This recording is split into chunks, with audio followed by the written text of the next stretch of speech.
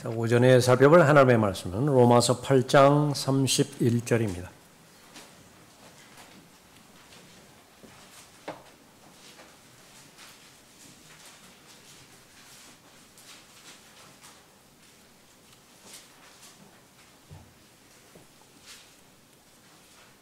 로마서 8장 31절부터 39절까지 받들어 읽겠습니다.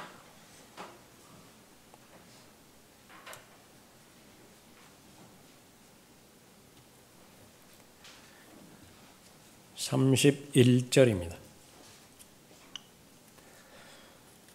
그렇다면 이런 일에 대하여 우리가 무슨 말을 하리요?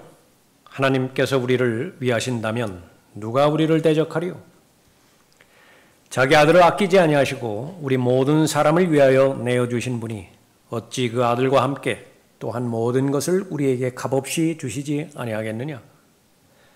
하나님께서 택하신 자들에게 누가 혐의를 씌우리요?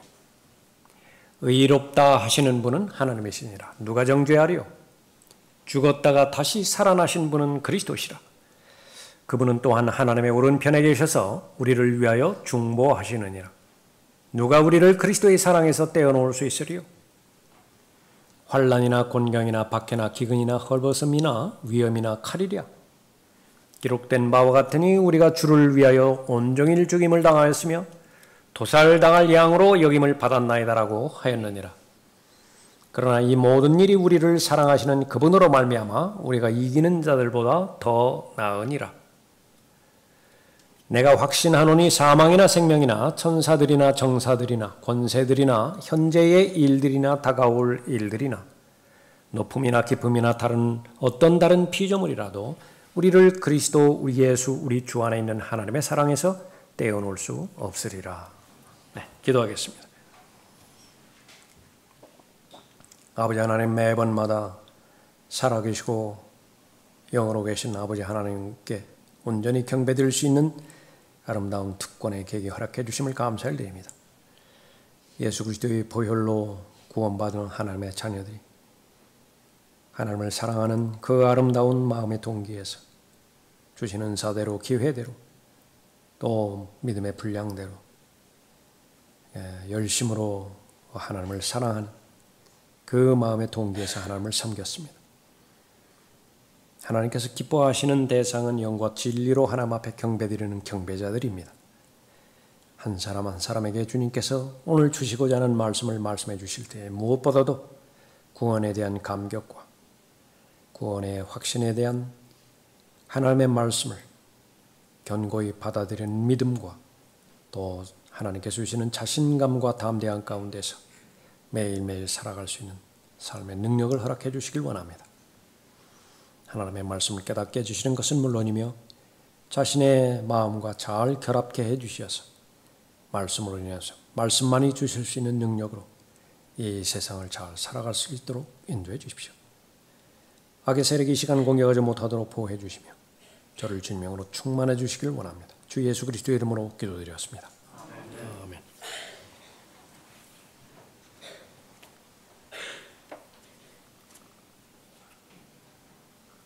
영원히 보장되는 구원의 안전이라고 하는 제목으로 말씀드리겠습니다. 영원히 보장되는 구원의 안전. 하나님께서 원하시는 것은 하나님께서는 모든 사람이 구원을 받고 진리의 지식에 이르기를 원하십니다.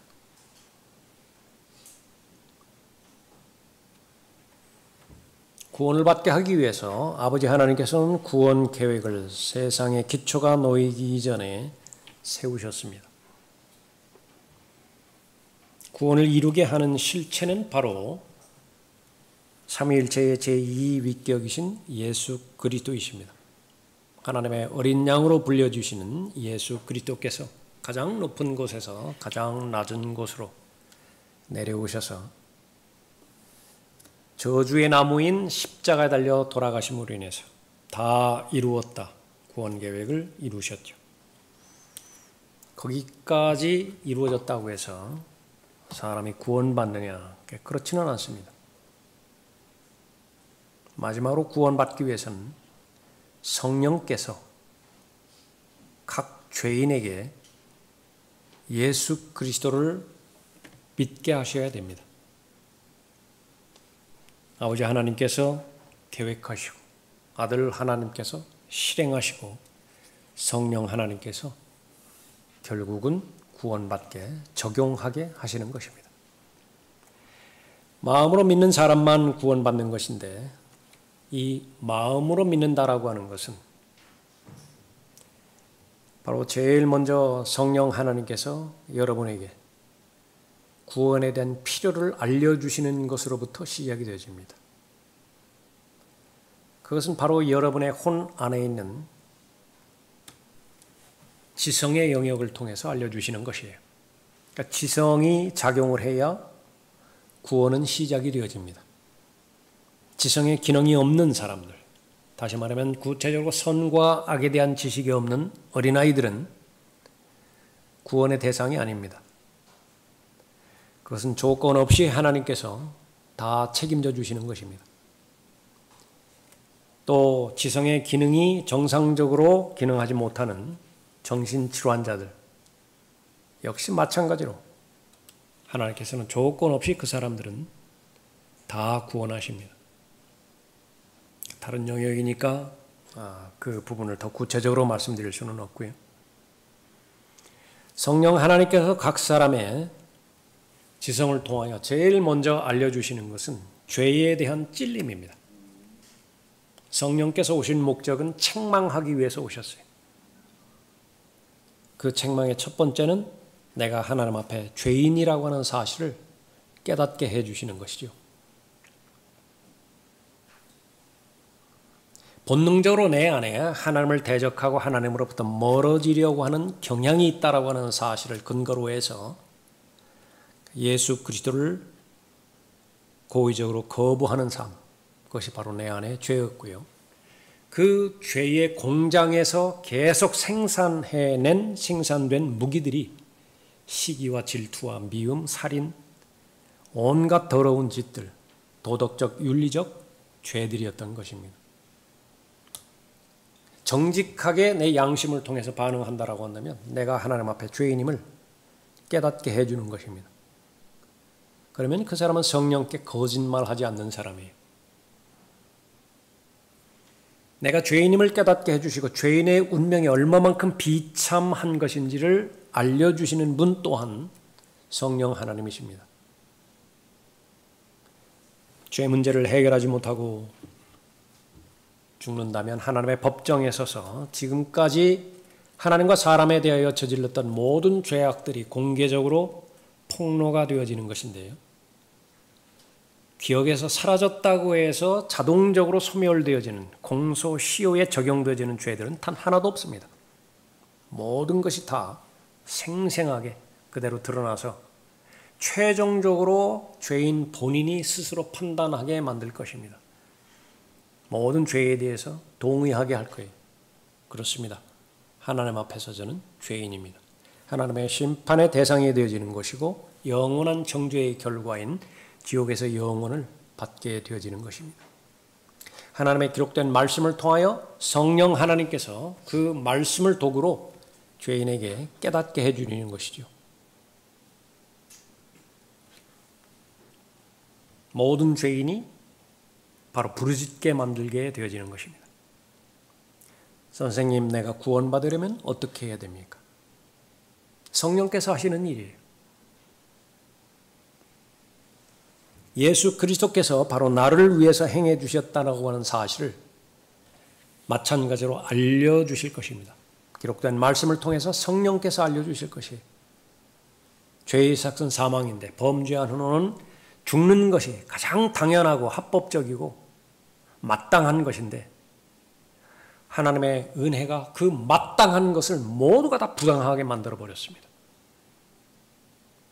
엉뚱한 사람이 내 죄를 뒤집어쓰고 엉뚱한 사람이 억울한 누명을 뒤집어쓰고 마땅히 죽어야 되는 바라바는 죽지 않고 아무 죄가 없다라고 모두가 다 공언한 예수 그리스도께서 그 바라바의 죄를 다 뒤집어 쓴 사건이 벌어진 것처럼, 그러나 그 하나님의 모형이었고요. 실체는 내가 마땅히 죽어야 되는 자리에 예수님께서 그 자리에 서셔서 죽으신 것이고 내가 마땅히 받아야 되는 내가 저지른 죄로 말미암아서 받아야 되는 심판과 저주를 대신 받으신 것이죠. 그 사실을 알려주시는 것입니다. 자신의 죄 때문에 죽은 것이 아니라고 하는 것을 입증한 사건이 성경에 예언된 셋째 날의 부활입니다. 단 하나의 죄도 해결하지 못했다라고 한다면 일어나지 못하는 것입니다. 왜 그렇죠? 죄의 삭은 사망이니까. 금지된 열매를 하나님께서 허락하지 않은 열매를 따먹었다라고 하는 경범죄에도 해당하지 않는 듯한 그런 죄가 사람을 죽게 만든 것이 하나님의 기준이에요. 그 기준에서 모든 문제가 죄 문제가 해결되었다라고 하는 것을 입증하는 것이 예수 그리스도의 부활입니다. 그래서 이제는 구원의 길을 알려주십니다. 그 예수 그리스도를 거부하지 않고 마음에 초청하고 받아들이면 믿을 수 있다라고 한다면 구원받을 것이라. 거기까지가 우리 지성의 생각을 통해서 하나님께서 알려주시는 것입니다. 성령의 책망과 인도하심에 그 사실을 들었을 때에 내 마음의 정서는 감사함입니다. 고마움이에요. 베풀어 주신 은혜에 대해서 내가 감격해 하는 것입니다. 그 소식을 들었는데도 나는 감사가 전혀 없다. 구원받을 수 없습니다. 어쩔 수 없이 믿으라고 하니까 내가 반강제적으로 좀 믿어는 보겠다. 구원받은 거 아니에요. 자신을 속여서는 안 되는 것입니다. 거기에는 반드시 감사가 따라야 됩니다. 그건 너무나 당연한 것이에요. 잠깐 있다가 없어져 버릴 세상 일 가운데서도 다른 사람에게 은혜를 혜택을 입었다라고 한다면 감사가 따르는 것인데 영혼의 문제를 단번에 영원히 해결해 주셨는데 거기 감사가 없다. 그것이 바로 마음의 정서에서 일어나는 이유고요. 그렇다고 한다면 이제 하나님의 뜻 가운데서 내가 살기를 원하는 마음이 있습니다. 나에 대한 하나님의 뜻이 무엇이냐? 예수 그리스도를 영접하라는 것입니다.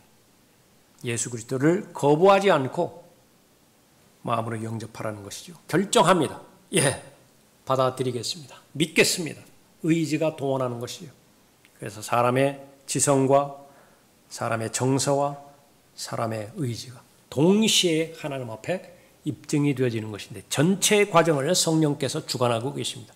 성령에 의하여 예수를 주라고 시인합니다. 구원받은 거예요. 그렇게 구원받았다라고 한다면 구원받는 즉시로 수많은 일들이 동시에 일어나는데 그 가운데 그 사람의 이름이 하나님의 생명책에 기록되는 것이고요. 한 번 하나님의 생명책에 기록되었다고 한다면 그 이름은 절대로 지워지지 않습니다.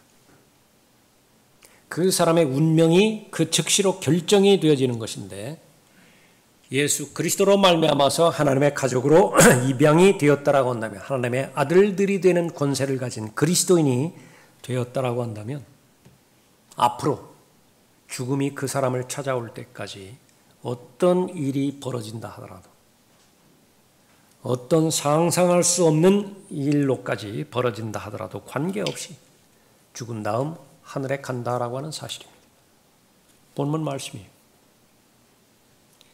구원받는 데 있어서 내 공로나 내 노력이나 내 열심이 포함되지 않은 온전하게 하나님의 은혜와 예수 그리스도의 보혈의 공로로만 이루어진 구원이기 때문에 하나님의 은혜에 변화가 없는 한 예수 그리스도의 보혈에 변화가 없는 한 내가 받은 구원은 변함이 없다라고 하는 사실입니다.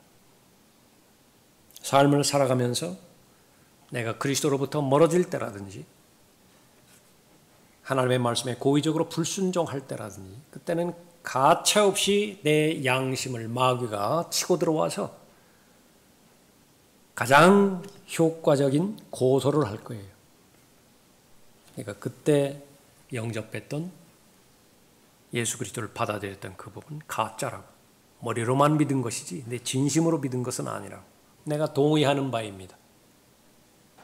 그렇다고 된다고 한다면 거짓말할 수 없는 사실은 내 구원이 흔들려 버려요. 나 정말로 구원받을 것이냐? 지금까지는 암묵적으로 내가 구원받았으니 내 구원이 보장될 것이라고 막연히 믿었지만 혹 만에 하나 그것이 사실이 아니라고 한다면 어떻게 될 것이냐? 여러분의 입장입니다. 어떻게 하나님 앞에 대답할 것이고 어떻게 반응할 것입니까? 그 부분은 치열하게 성령 하나님과 마귀와의 전쟁 가운데 여러분의 한 복판에 서 있는데 여러분은 견고한 입장을 잘 서 있어야 되는 것입니다. 계속해서 반복하는 것이지만 나의 구원이 나의 노력이나 나의 행위에 근거하지 않는 이상 그 구원이 보장되어지는 것도 내 노력과 내 행위와는 결코 상관없다라고 하는 것을 믿을 수 있어야 됩니다.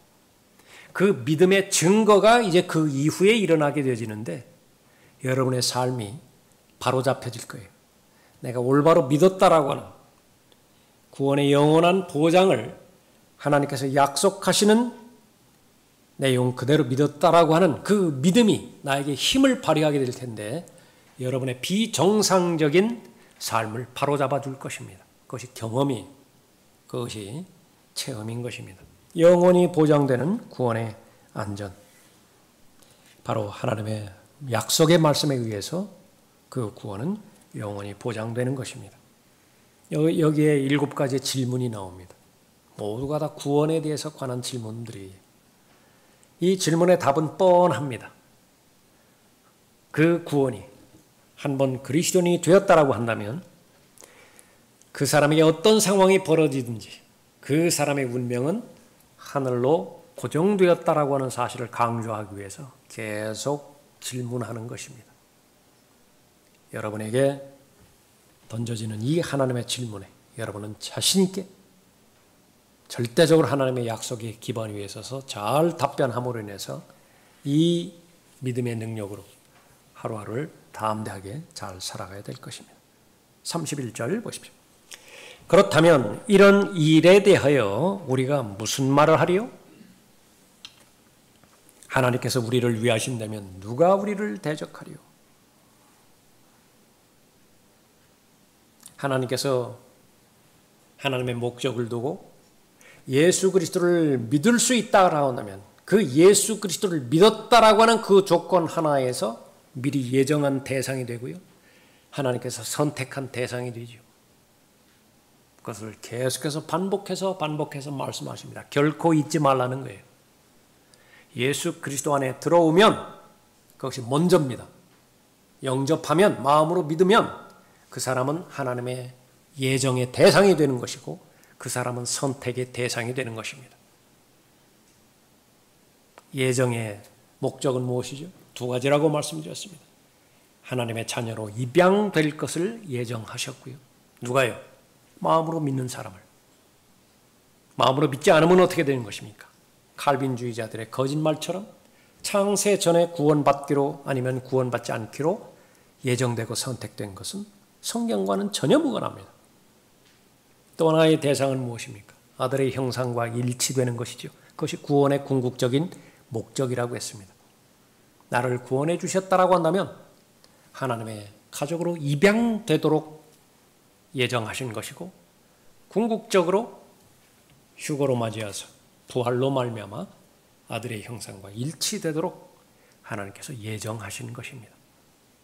그 사실을 알았다라고 한다면 우리가 무슨 말을 하리요? 그 사실이 진리라고 한다면 하나님께서 우리를 위하신다면 누가 우리를 대적하리요? 말하고 있습니다. 여기서 누가 우리를 대적하리요? 누가에 해당되는 것은 여러분이 아는 것처럼 여러분의 세 주적입니다. 여러분의 육신이고요. 세상이고 마귀입니다. 누가 우리를 대적하리요? 세상이 우리를 대적하리요? 마귀가 우리를 대적하리요?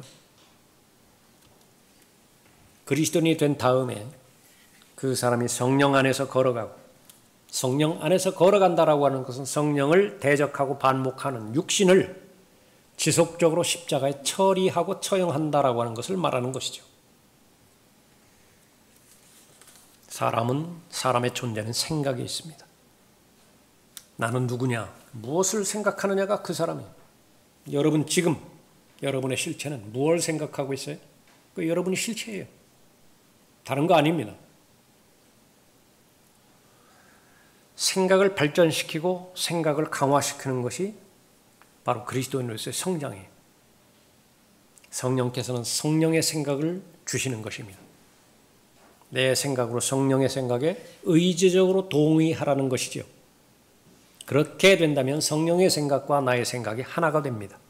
자유로워져요. 진정한 하나님과의 동행이 이루어지는 것이죠. 해야 될 일은 육신의 생각을 반드시 부인해야 됩니다. 왜냐하면 성령의 생각에 대해서는 어떤 영역에 있어든지 육신은 반대하니까요. 반목하니까. 그런데 그것이 바로 예수 그리스도의 보혈의 능력으로 계속 유지되어진다라고 한다면 성령의 생각과 같이 동의하는 것입니다. 그것을 파괴시키기 위해서 많은 고난이 몰려올 거예요. 많은 어려움과 많은 환난을 마귀가 동원할 것입니다.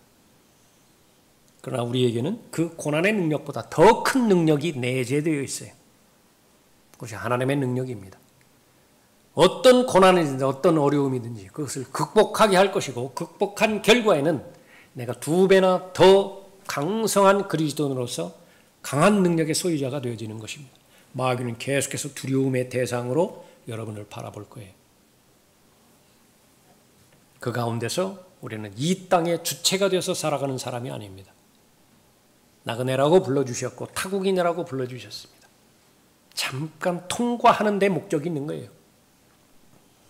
언제까지 그렇습니다? 우리의 산 소망이신 예수 그리스도께서 다시 오실 때까지 그래요. 이제 그때까지 이 지상에 남아서 살아있는 동안에 질문하는 것입니다.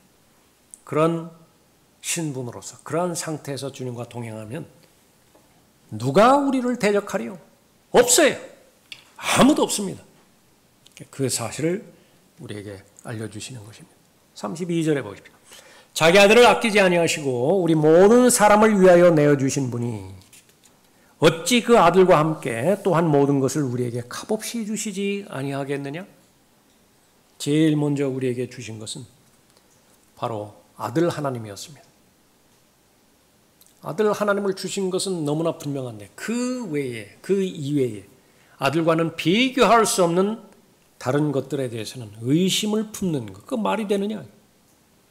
아들을 주신 분이 무엇 주시지 않겠느냐? 조건은 하나님께서 부여해 주신 모든 것들은 하나님께서 목적하시는 선을 이루어야 되겠죠.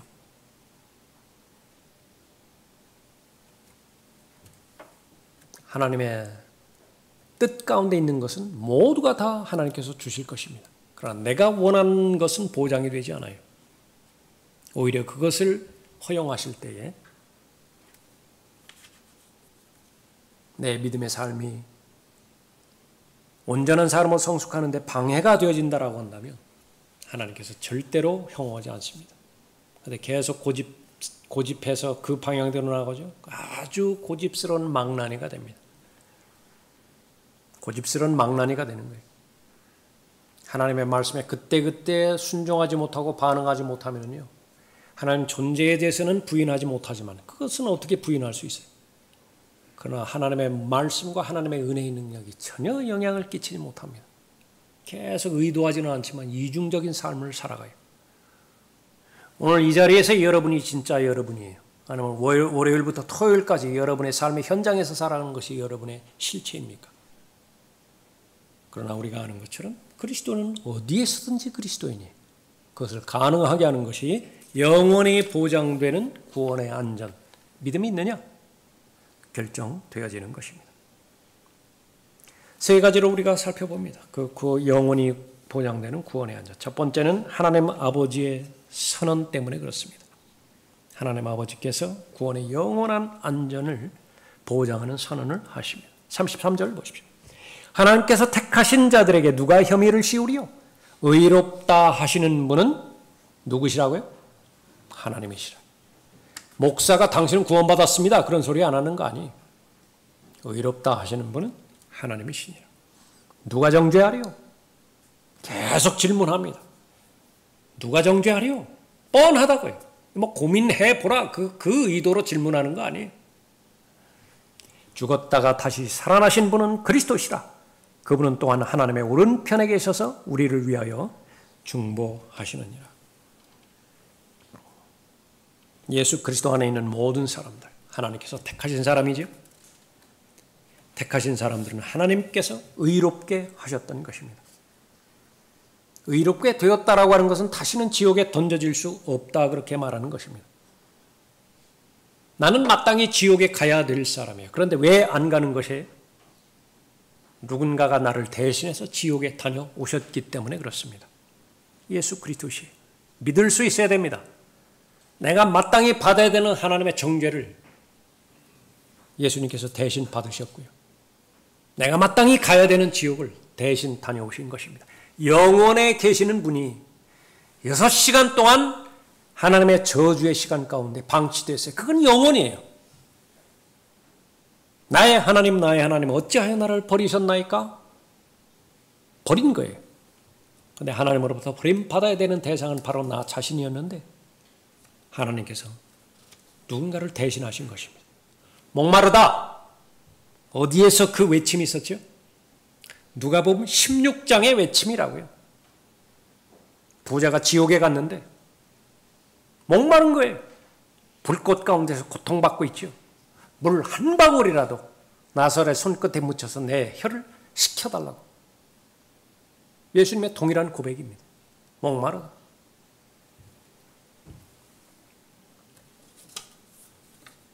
죄인인 나의 모든 죄값을 다 치러 주신 것입니다. 예수 그리스도 안에 들어갔죠. 예수 그리스도 안에 들어갔다라고 한다면 다시는 지옥에 갈 수가 없는 것입니다.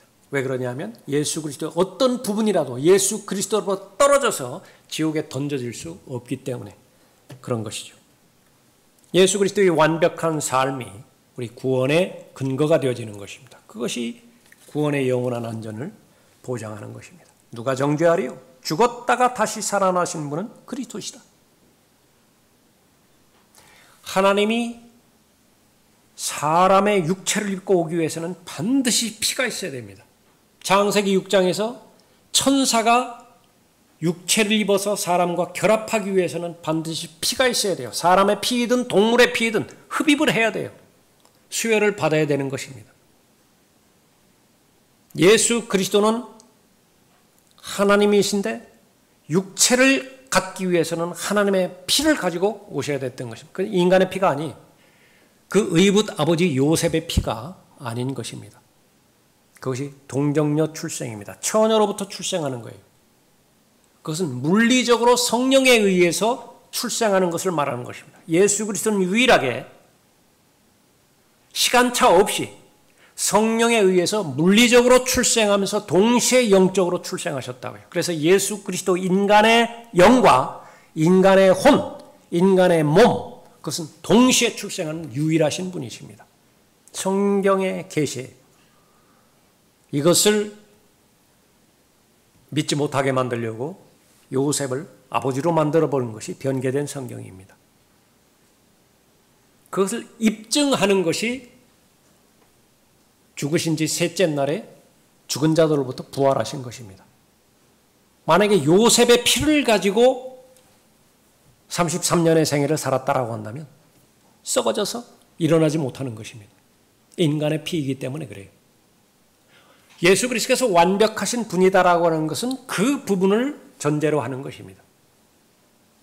그러나 지상의 삶을 살았을 때는 100% 인간의 몸을 가지고 인간적인 환경 가운데 노출돼서 살아가셨습니다.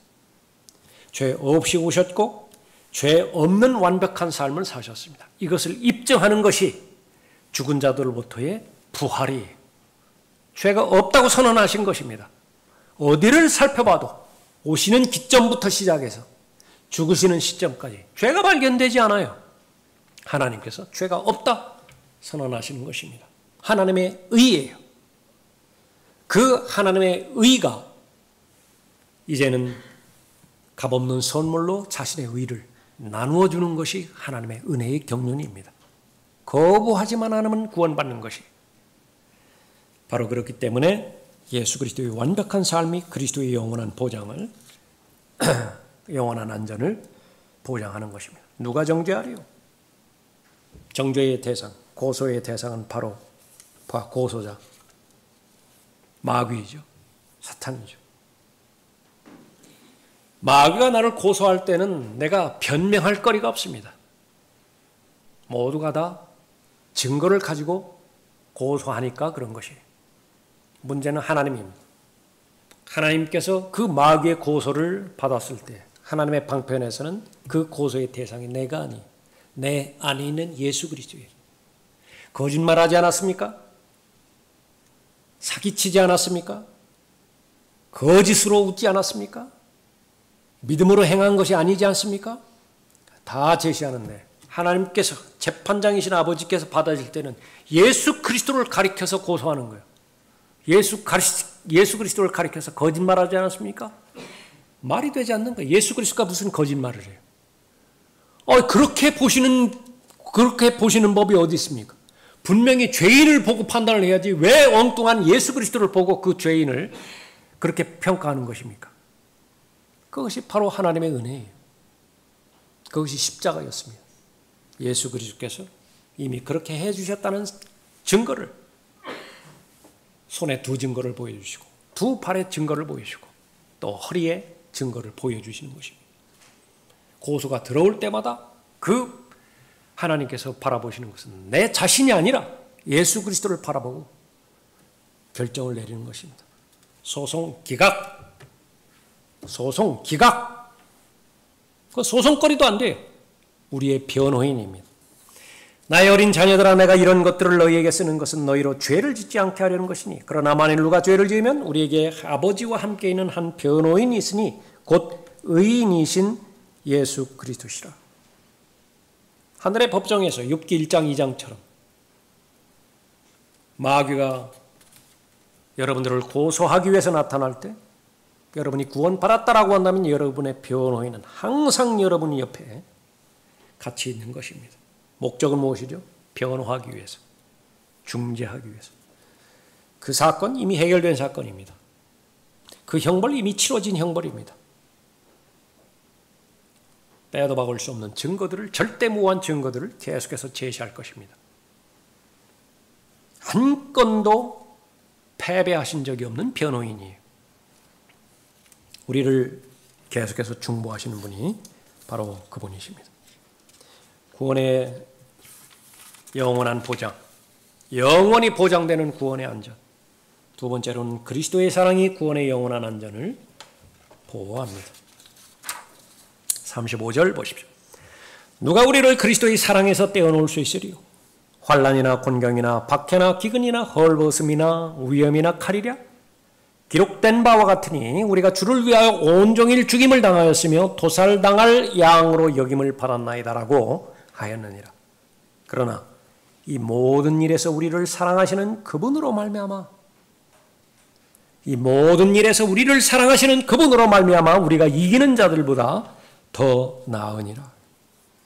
역시 마찬가지로 강조를 하기 위한 질문입니다.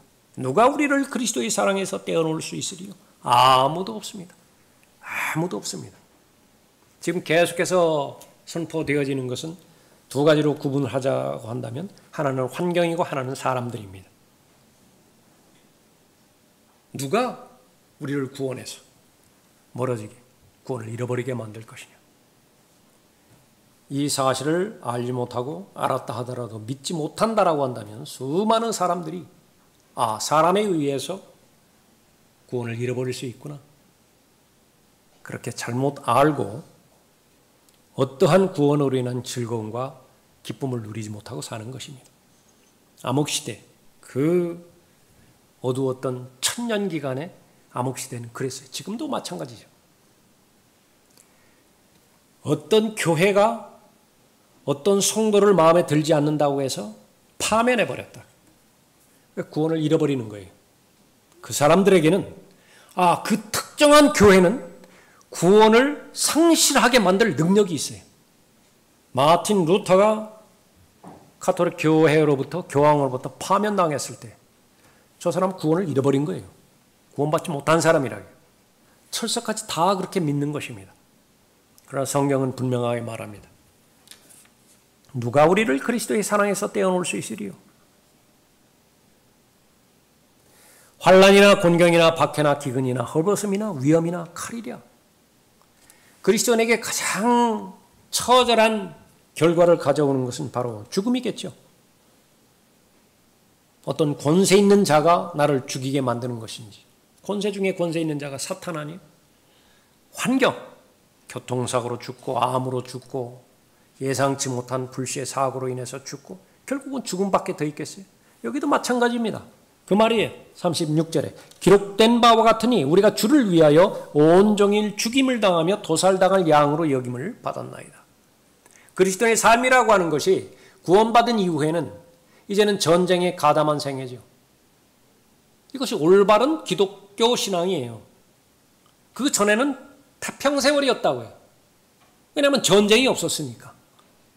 이 세상의 신의 통제를 받는 것을 인생의 시작으로 해서 세상의 풍조대로 그대로 흘러가기만 하면 돼요. 본능대로 살아가기만 한다고 한다면 어떤 전쟁도 치를 이유가 없습니다. 육신의 정욕과 안목의 정욕과 생의 자랑, 그것이 이끄는 대로 가란다고 한다면 나름대로 계속 보상을 해줘요. 세상은 칭찬을 해주는 것입니다. 인정을 해주고 부를 주고 건강과 장소를 주는 거예요. 왜 출세하려고 하죠?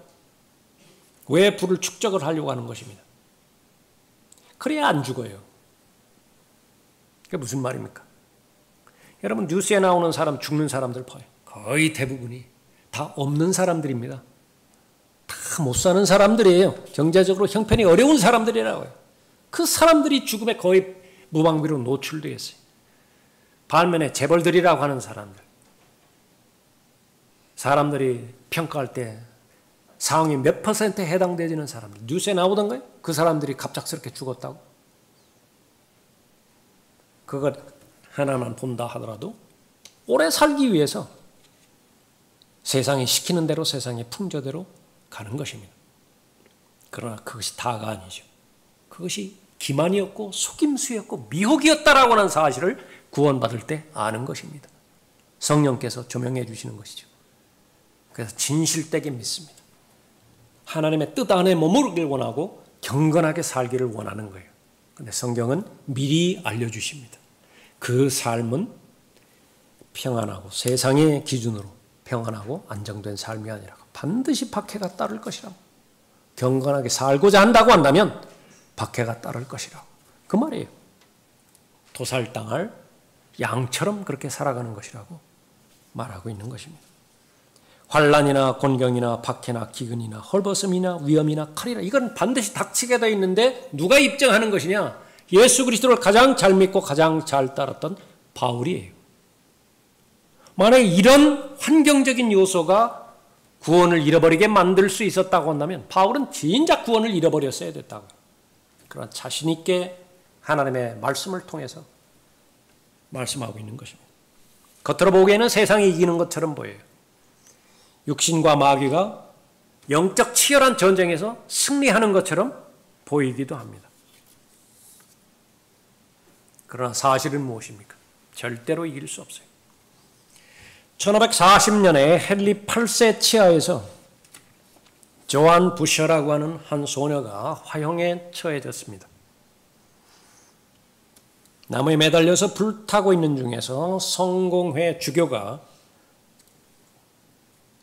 그 소녀 앞에서 설교를 합니다. 뻔하지요. 철회하라. 예수 그리스도 부인하라. 그녀를 비방하고 조롱하며 15분 동안 그렇게 계속했습니다. 무슨 내용으로 설교를 했고 무슨 내용으로 소리를 질렀는지 아무도 기억하지 못하지만, 기억하지 못하니까 기록된 것도 없죠. 그러나 조안 부셔라고 하는 이름은 생생하게 기록이 되어 있습니다. 그 주교에 대답한 답변 너무나 강력해서 후세에 기록이 되었습니다. 불타고 있으면서 그 주교를 향해서 웃었고요. 당신은 마귀처럼 거짓말을 하고 있어요. 차라리 집에 가서 성경이나 읽으세요. 마지막 증거였습니다. 알바 공작이 개신교 네덜란드를 침략했을 때 지독한 방법으로 사람들을 고문을 했는데 그 가운데 하나 혀에 그 클램프 있죠? 이렇게 꽉 물려놓는 거. 그거를 중간에 몰아놓고 그 끄트머리는 불을 붙여버렸습니다. 고통 가운데서 비명을 지르는 거예요. 박수를 치면서 이보다 더 훌륭한 노래가 어디 있느냐고. 이보다 더 훌륭한 노래가 없느냐고. 어떤 사람은 대적자를 향해서 그렇게 호통을 치면서 사라져간 사람도 있고, 어떤 사람은 이 비명 중에 자신의 생명을 마감한 그런 사람도 있습니다. 하나님의 은혜에 달려 있어요. 각자에게 어떤 하나님의 은혜를 주는 것인지 그 사람마다 다 죽는 것입니다. 그러나 한결같은 것은 자신의 죽음을 통해서도 예수 그리스도를 부인하지 않았어요. 자신을 대신해서 저주받으시고 자신에게 영원한 생명을 주신 예수 그리스도를 부인하지 않았던 것입니다. 침착하게 죽었건 비명을 지르며 죽었건 자신의 절대 신앙을 철회하지 않았다라고 하는 사실입니다. 끝까지 자신이 믿는 것을 굳게 지켰죠. 어디의 내용이에요? 복순교사의 내용이에요. 어디의 내용이에요? 교회사 내용입니다. 저 뒤에 책꽂이에 꽂혀져 있는 예수 그리스도의 사랑, 어떤 능력이 있습니까? 어떠한 사람의 위협이라든지 어떠한 환경, 공격이 있다 하더라도 그것을 극복해내는 승리를 주는 것입니다. 여러분이 개인적으로 하나님께서 약속해 주신 구원의 영원한 안전의 보장, 그것을 믿을 수 있다라고 한다면 성경은 보장합니다. 어떠한 어려움이라도 그 확신 가운데서 여러분은 극복해 나갈 수 있는 것입니다. 구원의 영원한 안전한 보장, 그것은 내 결심에 달려지지 않았습니다. 내 노력에도 달려있는 것이 아니에요. 부인하지 말아야 되지, 내 의지에 달려있는 것도 아닙니다. 그것은 전적으로 하나님께 달려있는 것입니다. 마지막 세 번째로 성령 하나님께서 주시는 확신이 영원한 안전을 보장하는 것입니다. 38절 보십시오. 내가 확신하노니 사망이나 생명이나 천사들이나 정사들이나 권세들이나 현재 일들이나 다가올 일들이나 높음이나 깊음이나 어떤 다른 피조물이라도 우리를 그리스도 예수 우리 주 안에 있는 하나님의 사랑에서 떼어놓을 수 없으리라. 그리스도인이라고 한다면, 마음으로 믿어 구원에 이르렀다라고 한다면 어떤 상황이 벌어진다 하더라도 변경되지 않은 고정된 사실이 있는데 죽으면 하늘나라 간다는 사실이에요. 그 사실을 어떤 의심도 없이 믿을 수 있다라고 한다면 마귀가 가장 무서워하는 사람이 되어지는 것입니다. 사망, 하나님의 사랑에서 떼어놓을 수 없습니다. 그리스도인에게 있어서 죽음은 하나님의 존전으로 가는 관문이죠. 구원받기 이전에는 지옥으로 가는 관문이었다고요. 그러나 이제 하늘로 가는 관문으로 바뀌어 있기 때문에 오히려 소망이에요. 이는 내게 사는 것이 그리스도니 죽는 것도 유익함이라. 이 사실을 모른다고 한다면 죽는 것, 그건 손해일 것 같다고요. 그건 좌절일 것 같다고요. 그러나 죽는 것도 유익함이라 말하고 있습니다. 천사들, 좋은 천사들도 있고 악한 천사들도 있습니다.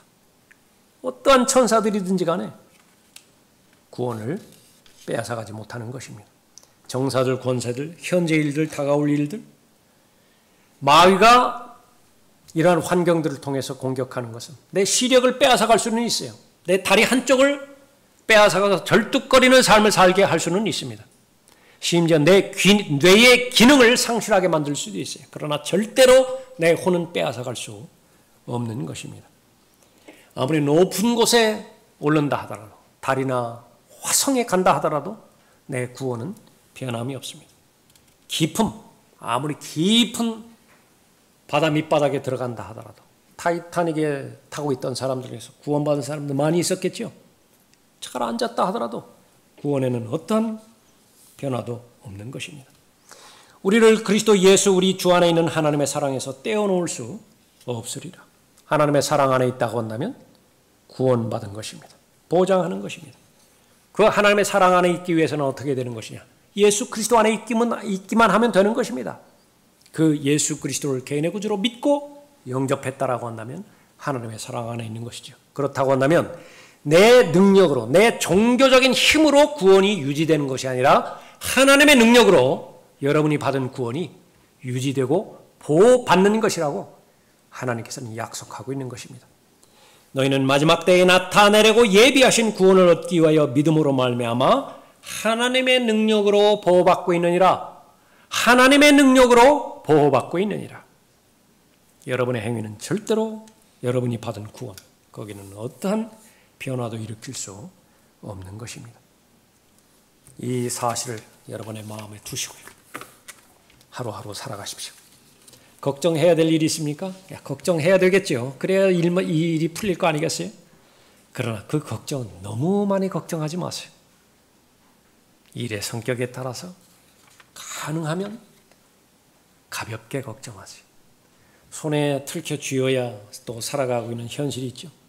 그렇게 돼야 됩니다. 그러나 너무 강하게 꽉 쥐지는 마세요. 놔야 될 때가 있는데 그때 어렵습니다. 그때 힘들기 때문에 그렇습니다. 다른 어떤 걱정이 여러분의 삶을 힘들게 만들어요. 절대로 걱정해서는 안 되는 것이 있습니다. 지옥에 갈 걱정을 하면 안 돼요.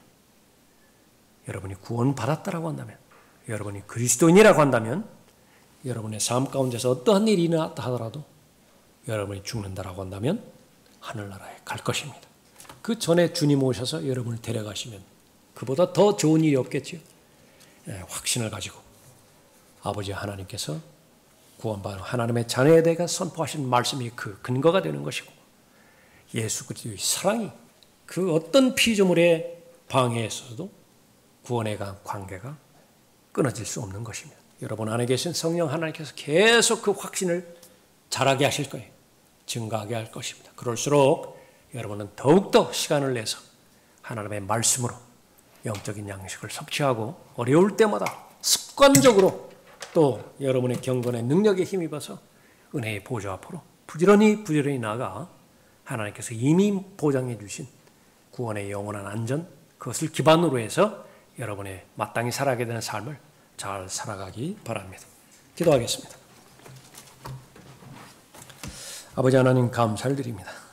저희들의 행위와는 무관하게 하나님의 은혜 가운데서 구원하여 주셨고, 그 결과 하나님에 의해서 이루어진 이 구원이 영원히 보장되어지는 것은 또 성경적 관점에서도 다시 한번 확신을 가질 수 있도록 인도하여 주셨습니다. 그러한 모든 믿음과 확신을 가진 하나님의 자녀들은 한 가지 예에서도 우리가 살펴봤던 것처럼 이 세상을 거슬러 갈 수 있는 힘을 저희들에게 허락해 주십니다.